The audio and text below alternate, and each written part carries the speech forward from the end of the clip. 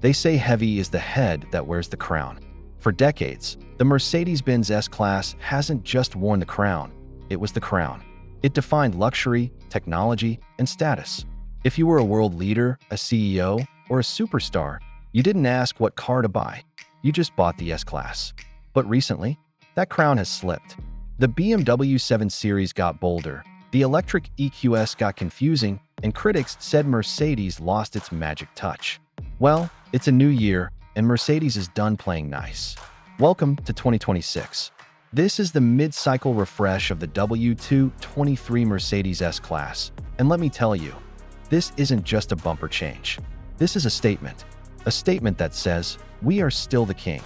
And speaking of new beginnings, Happy New Year to all of you watching. We made it to 2026. Whether you re-watching this fresh off the ball drop or you reviewing this from the future, I hope your year is off to a powerful start. Here is my question for you right now to kick off the year. What is your dream garage goal for 2026? Are you grinding for this S-Class, or are you eyeing something else? Drop your dream car in the comments below. I want to see what we all working toward this year. Today we are going deep. We are talking about the controversial new star lights, the hyperscreen that has finally invaded the dashboard, the survival of the V8 engine, and whether this car is actually worth the $120,000 price tag. Buckle up. This is the full, in-depth review of the 2026 Mercedes-Benz S-Class. Let's start with the face. The pre-facelift W223 was elegant, sure, but some said it was a bit anonymous. It looked too much like a blown-up C-Class. For 2026, Mercedes has injected some serious ego back into the design. The biggest talking point? Look at the eyes. These are the new triple-star LED digital light signatures. Inside the headlight housing, the daytime running lights are now shaped like the Mercedes three-pointed star. It's a design cue they borrowed from the CLA concept and the E-Class, and it is polarizing. Some of you might think it's a bit tacky, a bit too much branding. But on the road, it is unmistakable. When you see those 3 stars in your rearview mirror at night, you know exactly what is about to pass you. The grille has grown. It's wider, deeper, and yes, it is now illuminated as an option on higher trims. The chrome slats are thicker, giving it that bank vault presence that the old S-Classes used to have. They've also redesigned the lower bumper. On the AMG line models, you get these massive, aggressive air intakes that look like they could swallow a small hatchback hole. It helps widen the visual stance of the car, making it look planted and muscular. Moving to the side, the silhouette remains the absolute benchmark for sedan proportions. Long hood, pushed back cabin, short trunk deck. It's the prestige gap. That distance between the front wheel and the front door, that tells you this is a rear-wheel drive-based luxury liner. The flush door handles are standard, reducing drag and wind noise. Around the back, the changes are subtle but sharp. The taillights have updated internal graphics, again, featuring the star motif. It's a cohesive look. They've cleaned up the exhaust tips on the standard models, integrating them more smoothly into the valence. Overall, the 2026 S-Class has ditched the soap bar. Look for something with sharper edges and more jewelry. It's flashy, yes, but in a world where the BMW 7 Series looks like a Decepticon, the S-Class manages to look expensive without looking insane. Welcome to the business class suite. If you thought the exterior was a big change, the interior is a revolution.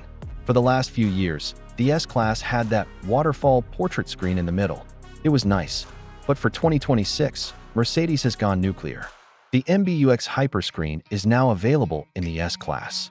This is a pillar-to-pillar glass surface that houses 3 separate displays, a 12.3-inch driver cluster, a massive 17.7-inch central OLED display, and a 12.3-inch passenger display. That passenger screen is special. It uses intelligent blocking technology. If the driver tries to look at it while driving, the camera system detects the eye movement and dims the screen instantly to prevent distraction. But your passenger? They can watch Netflix, YouTube, or control the navigation without bothering you. Running the show is the new MB.OS software. This is Mercedes' own proprietary operating system. It is lightning fast. The zero-layer interface means you almost never have to dig through submenus. The car uses AI to learn your habits. If you always call your spouse at 5 p.m., the phone tile pops up automatically at 4:59. If you always raise the suspension at a steep driveway, the GPS remembers and asks if you want to do it again. It's not just smart, it's thoughtful. And then there's the vibe. The ambient lighting system in the S-Class is unrivaled. We are talking about 250 LEDs that wrap around the entire cabin.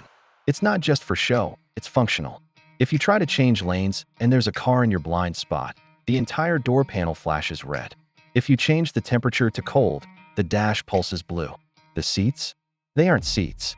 They are thrones.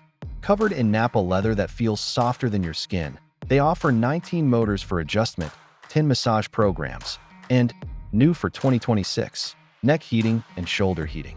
The hot stone massage function has been upgraded to be even more intense. You could sit in rush hour traffic in this car and feel your blood pressure actually go down.